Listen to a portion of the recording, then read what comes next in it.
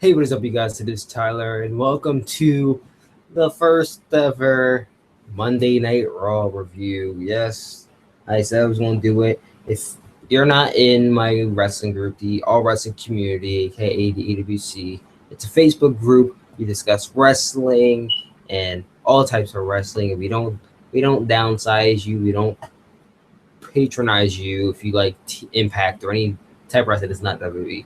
So if you're not part of that, link in the description down below. Make sure you go join that group because we have some great people who love this, who just love to talk wrestling. It actually used to be a V-Fed, but that's not what I'm here to talk about. I'm here to talk about this show, Monday Night Raw, and how ridiculously boring this show was. Coming from me, I have not watched an episode of Monday Night Raw since at the night after WrestleMania. Why? Because I don't watch Monday Night Raw or SmackDown. I don't watch WWE's main roster shows because I always found them as well. I haven't always found them as it was up until October of last year. I just stopped watching the WWE's main roster television. I just found it boring, and I thought it was just crappy what they were giving to us. And now I come back. I watch the pay per views. Don't get me wrong. I do watch the WWE pay per views. I watch them every time just to see what's going on. And from that point, they actually do keep up. They actually do keep up a good pay per view every now and then. Not all the reviews are good. Actually, a lot of the reviews are bad. But I figured I got my script right here. What I'm supposed to say. I recorded some matches down. Not what I was supposed to say, but the matches when I thought about them. So I figured, okay, I'll review this show one time. If it's good, I might watch next week. See if I could build myself to watching Raw and SmackDown. If not, then I don't. Then I won't. Okay, so we opened the show. Well, I had expectations for the show. Maybe we have these expectations. I wrote these before the show even started. Okay, so my expectations were the Authority would start the show. Now, I did not know that the Authority was not like together, but this will play in at the end of the night. Okay, so I also had the Divas match would be shorter than 5 minutes. I did not have a stopwatch, but I think it was around 5 minutes, so I wasn't worried about that. Kane interferes in the main event. There actually wasn't even a main event to the show, unless you want to count Dolph Ziggler versus Adam Rose, because that was the last match before the show ended. So no, if you want to count that, Kane didn't interfere in the main event. And Paul Heyman and Brock Lesnar come back, and Paul Heyman cuts his legendary promos. That happened, and I was happy. I was very happy that happened. We opened the show with Brock Lesnar and Paul Heyman coming out to a pretty nice ovation. We can pretty much say that Brock Lesnar's babyface now. We open up the show to that happening. Brock Lesnar, Paul Heyman came out. Ladies and gentlemen, my name is Paul Heyman. Yeah, he came out to that usual shtick. Crowd went hype for it. Brock came out. Paul Heyman came out saying how Brock Lesnar is going to face Seth Rollins at Battleground, which I have to say that I think him facing Brock Lesnar, Seth Rollins facing Brock Lesnar at Battleground is stupid. I think that match should happen at SummerSlam, not freaking Battleground. Why Battleground? Well, people used to Brock Lesnar wrestle. I mean, think about it. Brock Lesnar is on a short contract. He only wrestles 3 to 4 times a year. 3 to 4 times a year, which leaves it for the 4 main pay-per-views.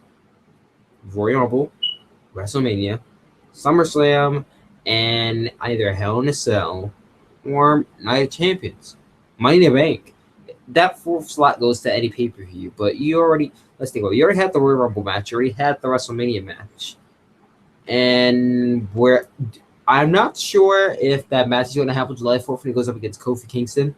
Yes, Brock Lesnar is going to wrestle Kofi Kingston. I'm not sure if when he has that match against Kofi Kingston, whether or not that will count as a match. But since it's a tour, it's not on TV, so I'm not sure if that's going to count. I'm going to say it doesn't count.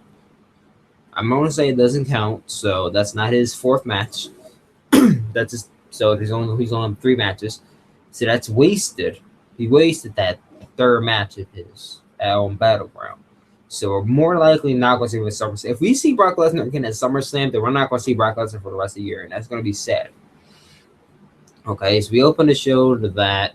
Paul Paul Heyman addresses that in order for Brock Lesnar to have the championship match at Battleground, that Brock Lesnar has to apologize to the commentary team, Cole and JBL, in which I thought it was the most awkward and the most funny at the same. It was awkward and funny at the same time.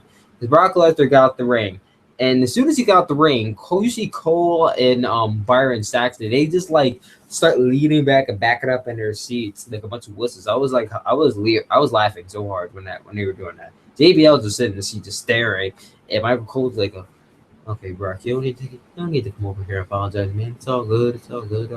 Just." Michael was so scared. They were actually selling that, which was good. So Brock Lesnar, he walked over to JBL, who stood up, and he extended his hand, and they shook hands. Then he went over to Michael Cole, and this was the funny part. He went over to Michael Cole. He went to go shake his hand. He pulled him in, and he put him in a headlock and started giving him a noogie. And then he pushed him in. Then he pushed him in the seat, and then I think he patted him on his chest and said, "We're good." So technically, yeah. So yeah, he did apologize. Paul Heyman, arrogant as ever, asked him, "Do you guys accept his apology?" Of course you do. Of course you do.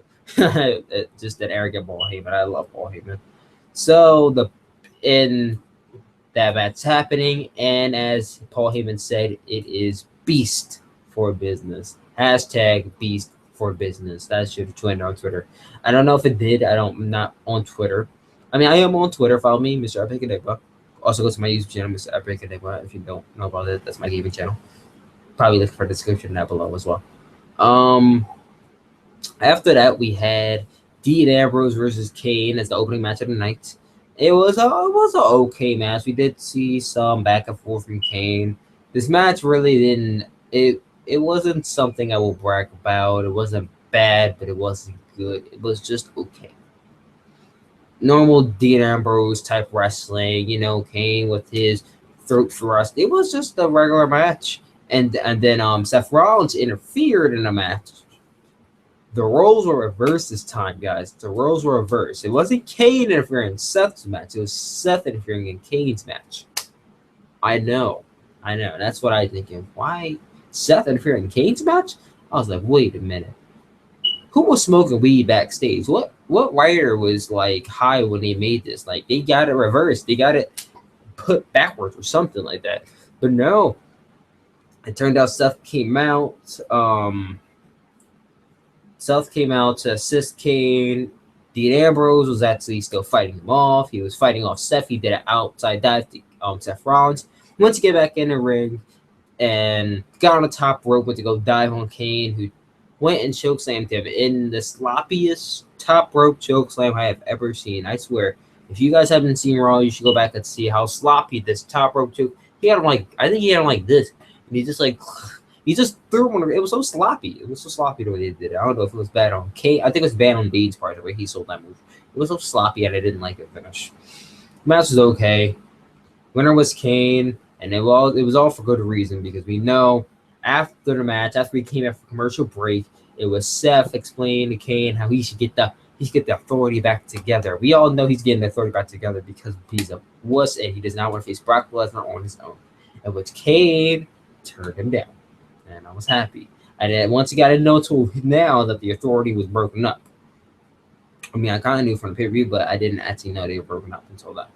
So Kane turned him down. And I was like, yay, we're actually might not have the authority anymore. And then we had the next match, Primetime Players versus The Ascension. And what I like to call a who the hell cares match. Because this was indeed a who the hell cares match.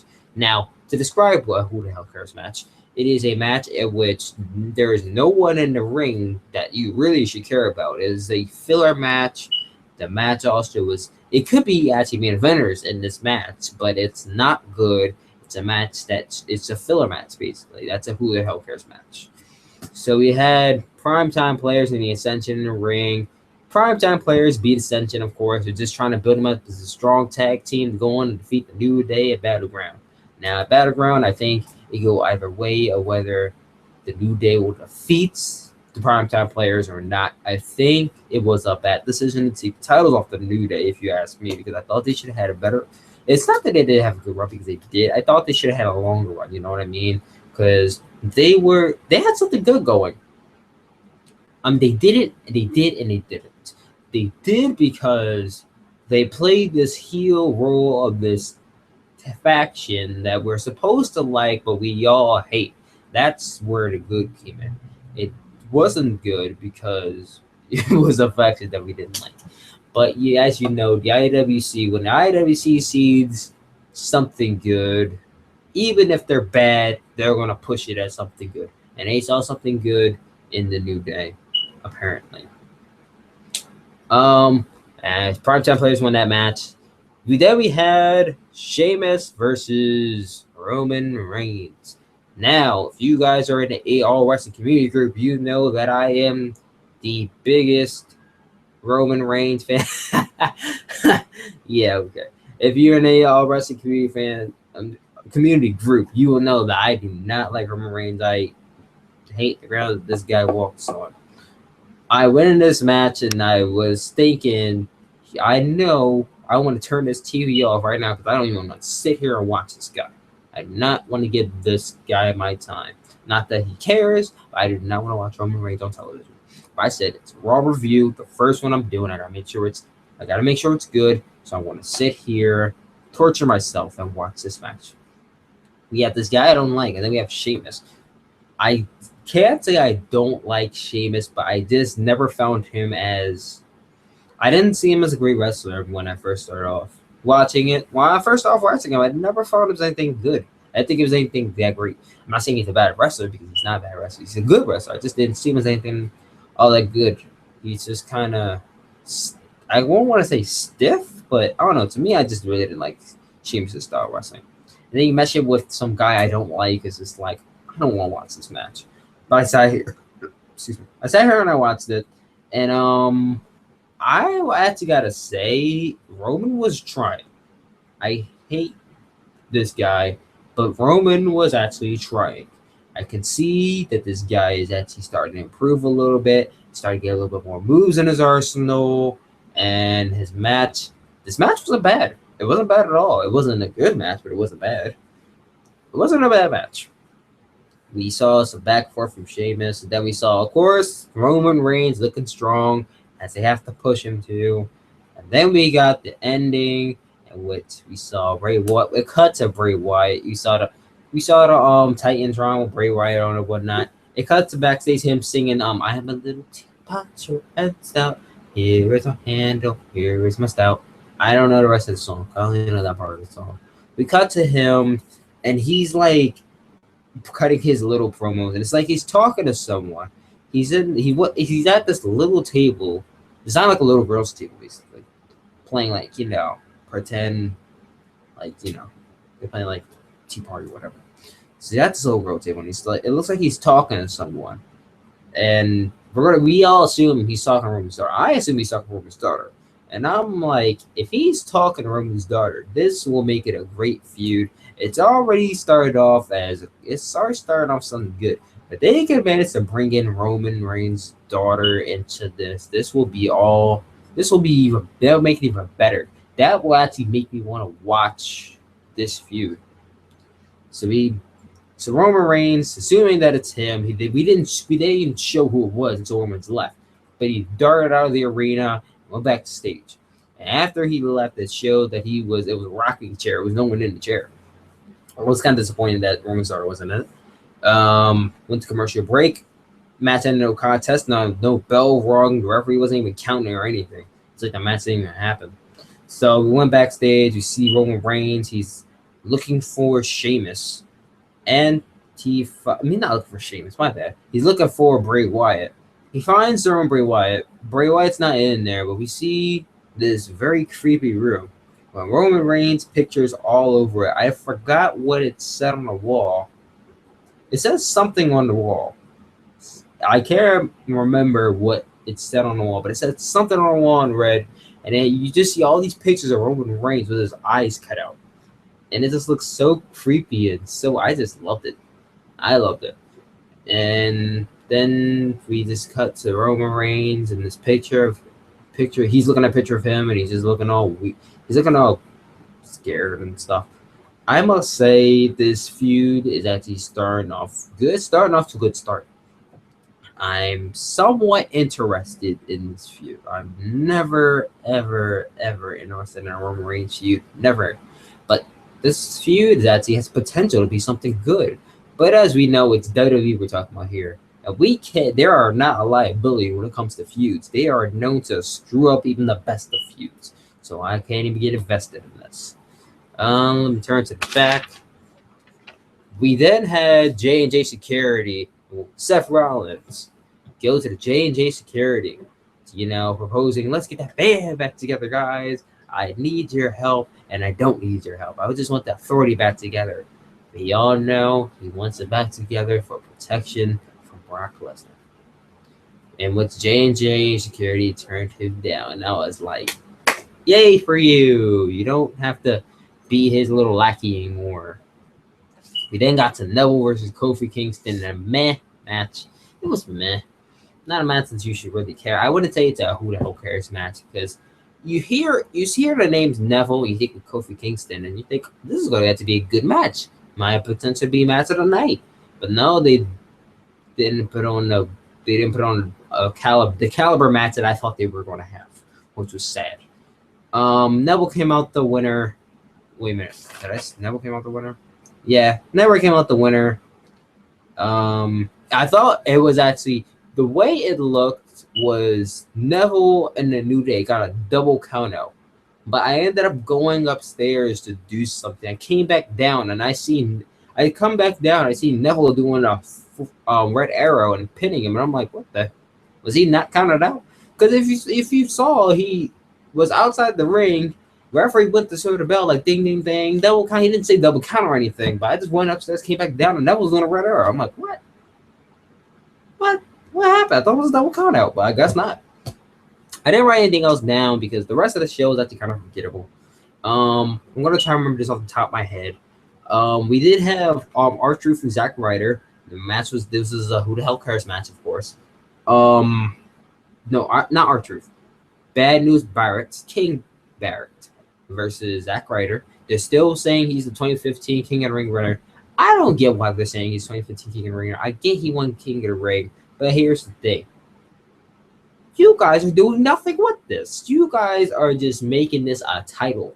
Not a little championship belt title, but just a title to put right in front of his name as he's a king. That's all they're making him. That's all they're making of this. They're not doing anything with this.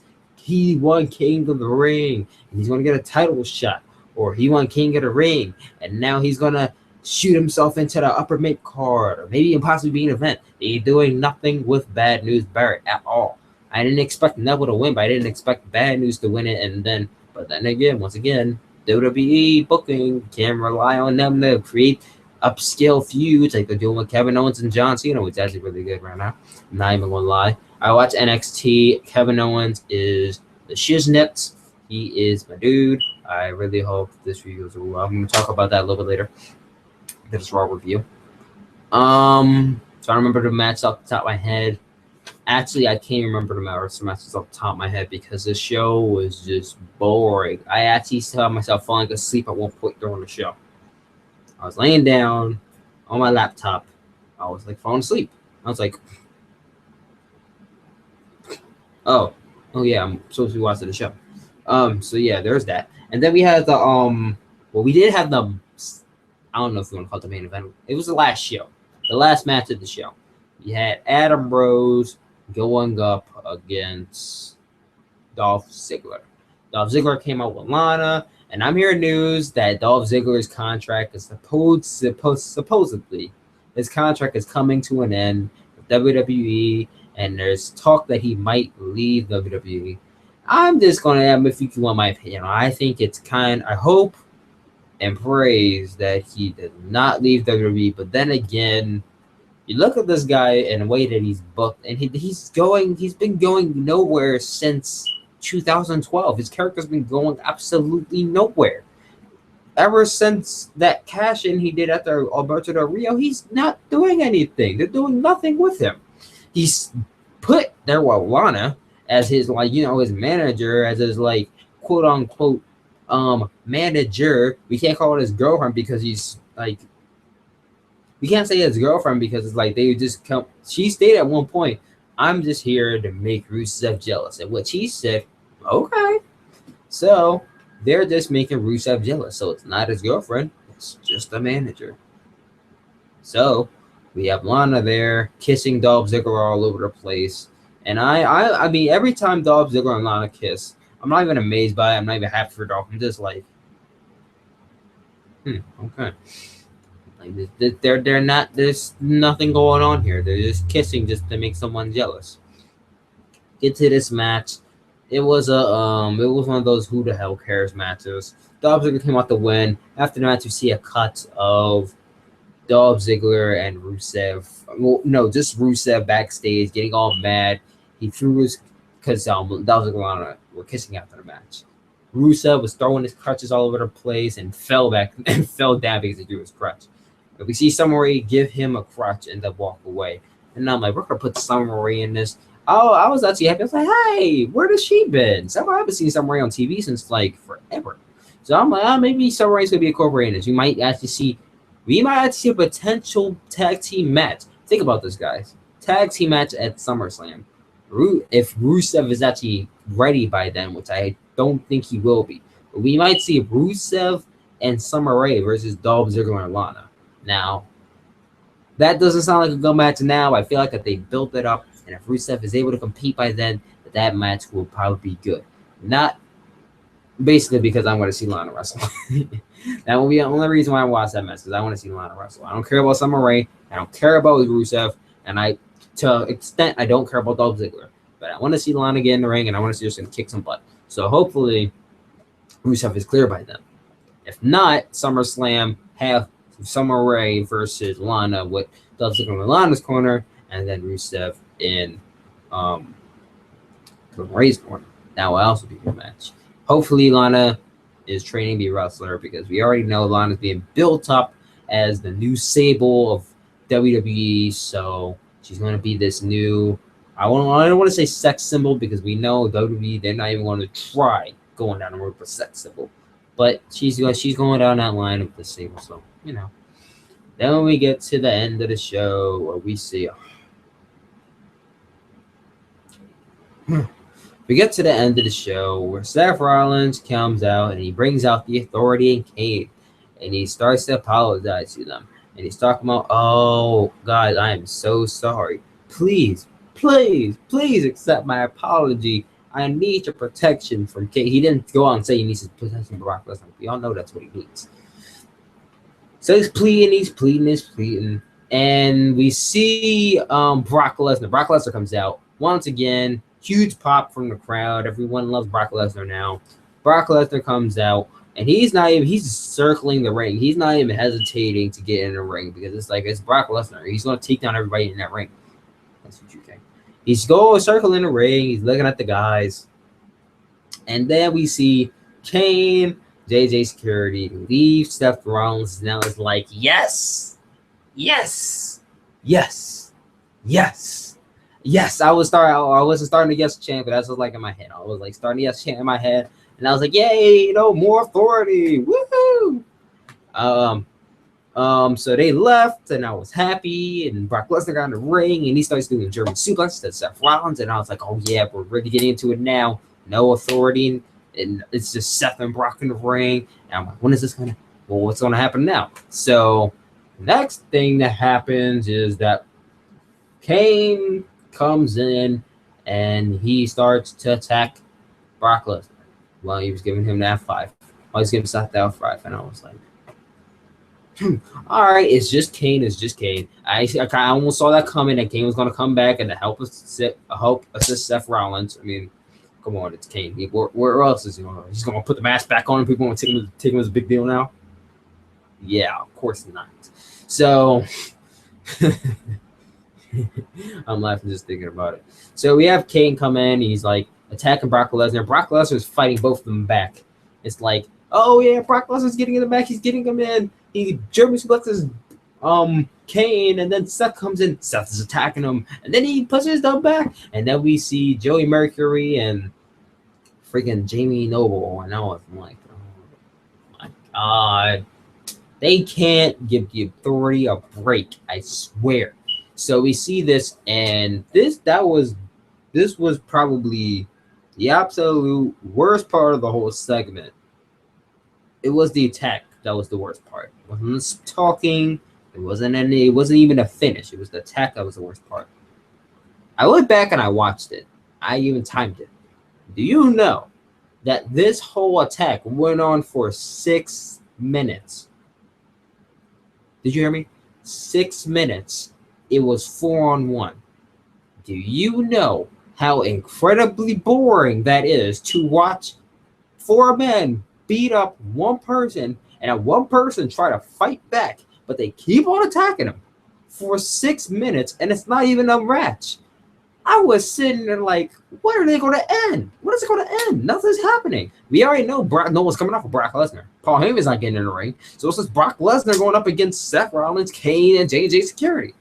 And every time it's like Brock Lesnar's fighting back, but then they start going back at him. And then he starts fighting back, and they start going back at him. And then he start going at his knee. They start going at Brock Lesnar's leg. And I was like, Lord Jesus, please do not let Brock Lesnar look vulnerable. That is not something. I'm like, WWE's not stupid enough to make Brock Lesnar look vulnerable. Please don't tell me they're going to make him. Please don't tell me they're going to make him have a weakness. So they start going for his leg. And they take his, put it next to the ring post, and they smack it with a steel chair. Soon enough, we see Brock Lesnar on the ground. And I feel like a couple people might forget about this, but Jamie Noble didn't actually even get in the ring. He got pushed out, and that was it. Jamie Noble didn't even get in the ring after that. I guess Jamie Noble had more common sense than how the rest of them did. Well, he said Donnie did. So then we see Kane and Seth in the ring, Joey Mercury in the ring. We call him. I guess we gotta call him Jay. No one calls him Joey Mercury, basically, except for commentary. Yeah, they call him Joey Mercury. You see him that are shoving them back. Brock Lesnar shoving them back, and then Kane does a choke slam, and then Seth Rollins delivers a pedigree to Brock Lesnar to end it. And that's the end of the show. We end the show with Brock Lesnar on the ground, looking vulnerable. This was the absolute worst way to bring back Brock Lesnar. This was the absolute worst thing WWE could possibly do to Brock Lesnar, is make him look vulnerable to the freaking Authority. At least if you were going to have Brock Lesnar look vulnerable, at least make it look like he's actually vulnerable by making Seth Rollins be the one to defeat him on his own. Then you can make it as Seth Rollins has a chance to do it on his own. Seth Rollins could possibly beat him on his own. If you had Seth Rollins go up there and put on, he doesn't need to come out strong at the end with Brock Lesnar, because everybody knows there's no way in hell Seth Rollins probably would even beat him on his own. So, I mean, I'm thinking like a casual view, but I've been watching wrestling for a very, very long time. I know about the ins and outs. I know about the backstage politics, so don't think I'm like an overviewer. I'm not. So I'm just thinking in my head, oh my God. Not only is the Authority still going to be around, which we all know that the Authority is going to be around forever. I don't even know why I got my hopes up that the Authority was breaking up. But the show was just boring. It was. And now I'm going to get to the part I was talking about. So I want to conclude this, but then I want to talk about something. I want to talk about why this is just WWE is just making me not. I'm not watching it. I'm not watching main roster television, and this is why WWE is giving you guys it, and you guys accept it. That's exactly why. I accepted it for a very long time until one day I said, I'm not putting up with it. I'm just stopped watching. It was hard for me to stop watching, but after 1 month, I found it easy to stop watching Raw and SmackDown. And after a month after that, I just stopped completely. Like I couldn't even. The only time I watched Raw later that year was the end of the year episode of Raw. And then this is the second time I watched Raw this year, because I didn't watch Raw. I watched all the pay-per-views, but I didn't watch Raw until after WrestleMania. And then I'm like, I'm going to watch Raw today. And I'm going to review it. And it was boring. And now I come to the conclusion that I'm probably not even going to try again. I don't even know if I should try again. because this is bullcrap. Like what they're doing, they're giving us the same exact stuff every single week with almost no changes.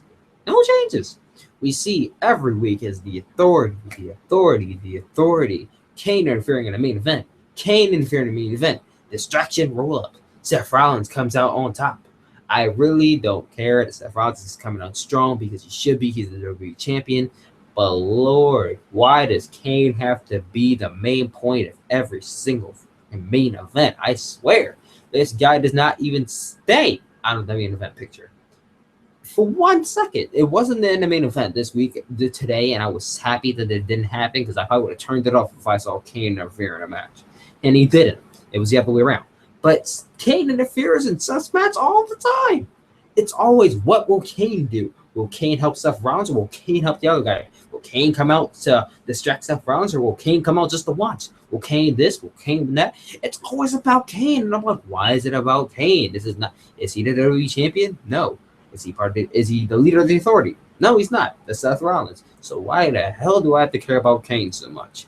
Oh, I know I have to care about Kane so much because that is his protector. That is the person who's protecting Seth Rollins. And he's been doing it ever since last year, and it's been annoying as hell. And I don't know why you people accept that.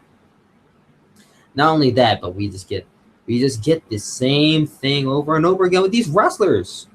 We get John Cena coming out on top every single week. Every single time he's in a ring, John Cena wins. I think the only time he's really lost clean this year was against Kevin Owens. Now, Kevin Owens and John Cena, this feud is actually, it was good. It is good. I'm not saying it's bad because of a few things they've done that I think they're making bad decisions already with Kevin Owens. But the feud is good. They're booking Kevin Owens strong. They're booking this guy strong, and I'm happy they are. Triple H is making sure his baby does not go to waste down the main roster. He's like, I don't care about Adam Rose. I don't care about any other guy. But do not let Neville, Kevin Owens, do not let these guys get buried. Do not do it. And he's not letting that happen. He's not letting it happen. I'm happy that he's not letting Kevin Owens get buried. And look at this. He put him in that match with John Cena. And people are saying, and everybody's saying, oh, well, it's Kevin Owens made his debut in WWE and he defeats John Cena. I want to rehash something that Kevin Owens said, and I thank God that he said this because I was thinking the same thing. Kevin Owens did not make his debut against John Cena. Kevin Owens made his debut against CJ Parker. He made his debut against CJ Parker in NXT last year. It is called WWE NXT for a reason, people, and that's because NXT is a part. And no matter how much I hate saying it, but NXT is a part of WWE. It really makes their developmental look better than their main roster. For some reason, I don't know why. I think it's good that they make developmental look better. But then again, I think it's bad that they make developmental look better than the main roster. But they just do it for some reason. It's Triple H doing that. I give props to Triple H for making the developmental look better than the main roster. And I'm going to be happy when they bring the NXT back to television, because if they do that, main roster is screwed. They're screwed if they bring NXT to television because they're going to dominate with Finn Balor and Enzo and Cass, and so many personalities on NXT. Samoa Joe's now down there. We're gonna have Uhaa Nation down there soon. There's so many people down in NXT. It's exciting. I actually watch NXT consistently. I watch consistently. I missed this last week's episode. I have to go back and watch it because Kevin Owens is bad like Samoa Joe. I already know that's going to end the double count out. So that's false part of the reason why I didn't watch it, because I already know the end. I already know what the ending would be, and I know what's going to be, and this probably didn't happen. But I want to go back and watch it anyway, because I know they're going to face off at the pay-per-view. At next pay-per-view before Kevin Owens leaves. They have to face off at a pay-per-view before Kevin Owens leaves. They have to. With Kevin Owens on the main roster, that's the one thing they have to do before Kevin Owens leaves NXT. Because we already know Kevin Owens is going to drop the title to drop the title. Sorry if I'm messing up. It's the first time I've reviewed the show. We all know Kevin Owens is going to drop the title to Finn Balor at Japan. That's where it's in. Finn Balor, Prince Devitt, I should say, was made in Japan. So that's where he's going to drop the title to in Japan. If they don't drop the title of Finn Balor in Japan, I will be very, very, very surprised. if they're keeping the title on Kevin Owens. I would be surprised because I think that Finn Balor. I don't think Finn Balor actually really deserves the title yet. I know you guys hate me saying it. I don't think he really needs the title yet, but I think if Kevin Owens stays on the main roster with the NXT title, it's just also one of the things that makes him good. It's like he's a developmental title on the main roster. He's the first guy to do it. First guy to hold a developmental title on the main roster. And I think that's so awesome. On top of that, he beats John Cena. I'm jumping all over the place. I don't mean to do this, but got into why NXT is better than developmental. When I was talking about why I don't care for Raw or SmackDown anymore. I forgot what I was saying. But I do remember what is one thing. I just do not think the main roster deserves my time as much as they didn't deserve before. John Cena is more likely going to beat Kevin Owens again at Battleground. I'm going to be pissed as hell. That's another thing. One more thing I want to talk about. I swear to God. John Cena better not pin Kevin Owens at Battleground. It's the same thing every time with every single John Cena feud. One person wins the first match, and John Cena wins the rest of the match. Wins the rest of the feud in their matches. It happened with Bray Wyatt. It happened with Ryback. It happened with Let me think. It happened with Randy Orton. It happened with Sheamus. It happened with Dolph Ziggler. It happened with Rusev, and it's gonna happen with Kevin Owens. I see it now. They're gonna do it. Kevin Owens. He won the first match already, and John Cena won the second match. I already saw the second match. John Cena was gonna win. I saw that coming, but then it could go either way now. But if you're smart, you will know that John Cena is more than likely going to win that match. And I really hope and pray that John Cena does not beat Kevin Owens for a second time. Because if they do, because WWE is so stupid with the booking. Instead of making sure that we get some leeway with this feud and making sure that we space it out, they make it so that Kevin Owens and John Cena face off at every single pay-per-view. Every single pay-per-view, like, space it out some. They faced off already at what pay-per-view did they face off at? It was at Extreme Rules they faced off, and that's where Kevin Owens pinned John Cena. Why did he need to face him at Money in the Bank? I felt like the best time for him, John Cena, to be facing Kevin Owens again would have been at SummerSlam. Give them a 2-month period. Lead up to build-ups. Put some build-up in it. That's what they need to do. Put some build-up in their feud. They do put some build-up in it, but I think they need a lot more. It would have made their match feel so much more hype. Their matches are great. I'm not saying they're not, because they have the best matches on each show they've done. And that's the one great thing they're doing about it. The bad thing they're doing about it is the way that they're booking, not the way they're booking, the way they're scheduling this feud. The way they're scheduling it, I think, is terrible, and I really think they need to stop. And it actually is the booking too, because I think that John Cena is going to win every other match after this, and it's going to make me so mad if he does win it. But that's all I wanted to say. I have one viewer, which is awesome. I didn't think there would have to be one viewer watching me. But that's all I wanted to say on the topic. I hope you guys like this review. I'm actually going to start doing reviews on other shows now. I'm going to start doing a review on NXT, of course. Lucha I'm going to do Wednesday Night Wars. I'm going to tell you guys what show I watched. It's more likely going to be, I don't watch Impact. I'm telling you guys right now. If you want me to watch Impact, I will. Tell me in the comments below. If you want me to watch Impact Wrestling for you guys, because I might. I do watch ROH. I do watch NXT. And I do watch Lucha Underground. Those are the 3 shows I will review for you guys on Wednesday. And I will do my Wednesday Night War review, and I will tell you which show was the best this week. And I don't think I'm going to do a review for SmackDown, sadly, because I think SmackDown, as one of my favorite podcasts, Solid Monster Sounds Off would say, if it didn't happen on SmackDown, it never happened. And it's true. If your match happens on SmackDown, then it didn't happen on. If it didn't happen on Raw, then we likely didn't see it, and then it likely doesn't matter because it's on SmackDown. It's on the show that no one cares about. But that's all I want to say. Thank you guys for watching. I will talk to you guys later. Peace out.